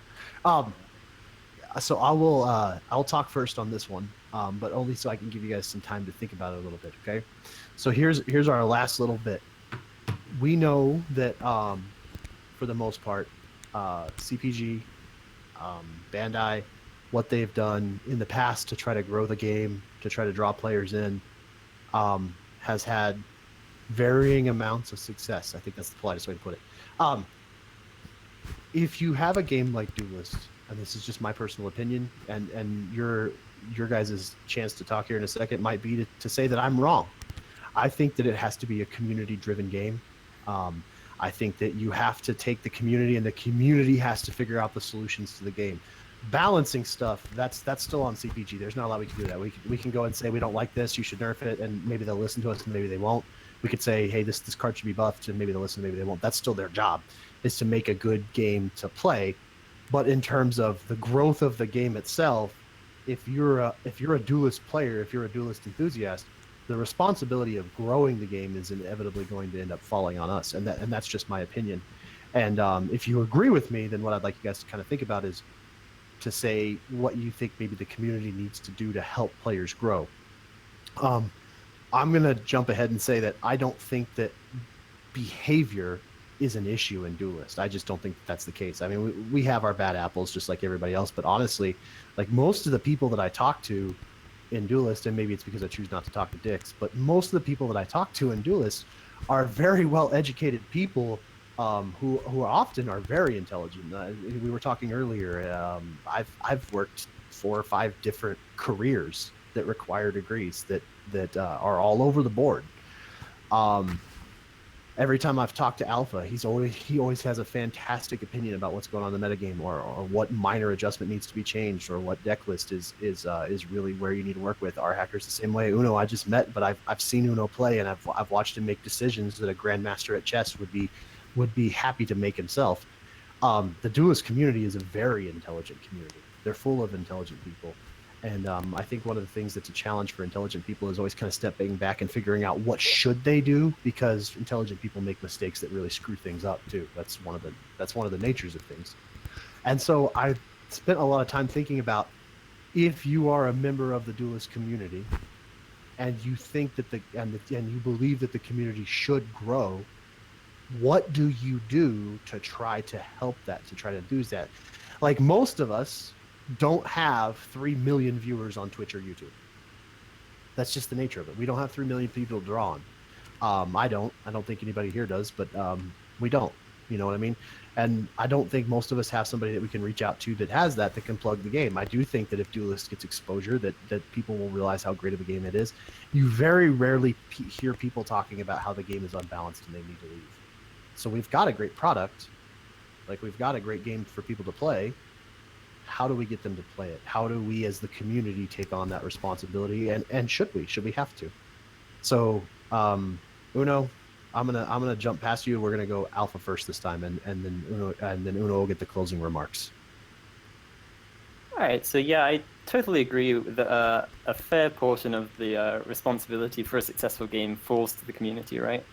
So as far as like tournaments and that side goes, I think it's been made pretty clear that it's kind of not a, the developers aren't going to invest in that side without us showing that there's something there that they'll get a return on, right? So I think kind of we have to set that up as a community first. Other than the tournaments, though, I think things that is really the responsibility of the community and that we're doing a fairly good job of is firstly pushing out a lot of Twitch and YouTube content. So there's been a good number of Twitch streamers I've seen recently, right? Some old faces like UnoPro coming back, and lots of new streamers picking up. And there's always going to be one or two recognizable faces on Twitch, I think, and viewers are definitely there as well. YouTube, I think, we're kind of lacking a little bit on. Maybe it's mostly just like tactical is the big one I think of, and maybe son of oh my goodness, I'm forgetting his last name. Son of Son of Makuta, man, Makuta. Bionicles. Oh yeah, no. Yeah, I think they're probably the main guys carrying the torch, and probably looking for a couple more people to step up there, because I know Tactical's told me you get like there's tons of searches for Duelyst YouTube content, and I guess I should say UnoPro as well. You're doing a fantastic job there too. But there's tons of searches for Duelyst content, and a lot of them are just coming up with old videos and such, because there's not actually that much content being pushed on YouTube. So I think that's an area where we could improve. And another thing I wanted to say was also this website, the Duelyst Central website, which I think is a huge thing for the community, right? Having this centralized website with everything you'll need, with regular content being pushed by a variety of different people. I think that's a great thing, and Karabi and UHopper and basically the whole team has just been doing a fantastic job with that. So this is my takeaway from that. Are you suggesting that we need to take some of our Twitch content, which we do have an abundance of, and make sure that it finds its way onto YouTube? Would you say that that's a possible solution from what you're talking about? Right, yeah, or maybe not necessarily. Maybe we need a slight change in the content, but yeah, like some of the Twitch streamers maybe branching out of it into YouTube. I think that would go a long way for the game, so people can find what they're looking for. Thanks, buddy. Thanks. RHacker, care to chime in? Am I wrong, or do you have ideas? In terms of content creators, I also just did want to give a shout out to TM25 and Ree for also contributing a lot to the YouTube efforts. I'd actually say that right now the YouTube efforts might be healthier than the Twitch efforts. I mean, on the Twitch side, we've got Suku, who's, one of the only Duelyst constants is Suku streaming, right? When Suku stops streaming, Duelyst is dead. I could agree on that. But yeah, no. So. And I would actually, I'd argue that there's more growth on YouTube than there is on Twitch. Twitch had a big boom, right? Twitch has, I think, a bigger boom when expansions comes out, and then much like the player base, it kind of peters down a bit. Oh yeah, also Silver. Silver is more at twilight hours for people, but I love Silver streams. Those things are real chill at not 3 a.m. anymore. Now it's but that's neither here nor there. But yeah, so content creation is actually going pretty well, even if the Twitch streamers aren't doing it quite as consistently right now. One thing that I'm really kind of concerned about helping with is the communication. Well, two things. One is the communication between the content creators and CPG Bamco. Because especially Thanatos just left. Bye, Thanatos. Thank you for everything that you've done. But it means that, one of our only remaining connections just got severed, and now we've got to the people who are left will have to be in contact with the new community manager.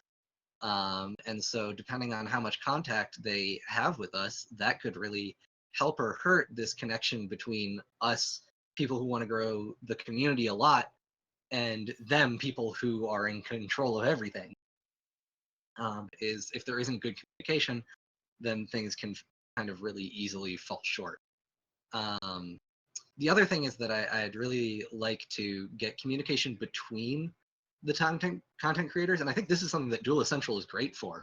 It's just kind of like bringing a bunch of people together. But I've realized that in growing the game and in doing stuff to make it more noticeable, when we work together, we do much better than when we're alone. Like when Trials just came out, and I was streaming more often. I'm hoping to stream more. I'm getting set up in a new place right now, so I'm trying to figure out my schedule and everything.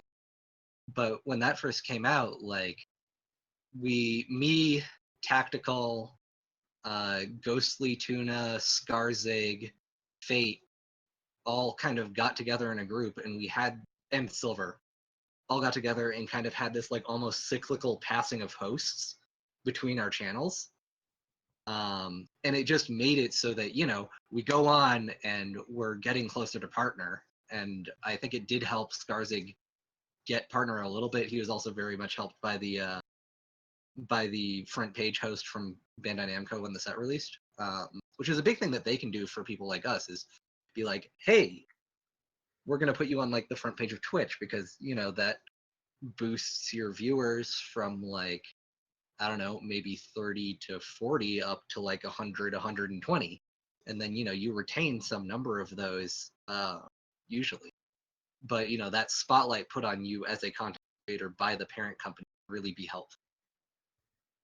So I think that in helping us grow the community, what's going to be really important is us working together as a community, both within ourselves and in conjunction with the parent company. So that's my take on it. Awesome. Uno, closing remarks. You got anything that you're super passionate about, or if you can always ask me to fill in. Either way, buddy. Yeah, I think like as a community, there's only like a certain amount of like players we can really cater to, and that's probably not what the game needs. Like we can cater to competitive players or people who are already very invested in the game. They'll come and watch a podcast or come and watch a Twitch stream or something like that, and they'll be the ones who want to go out and watch content.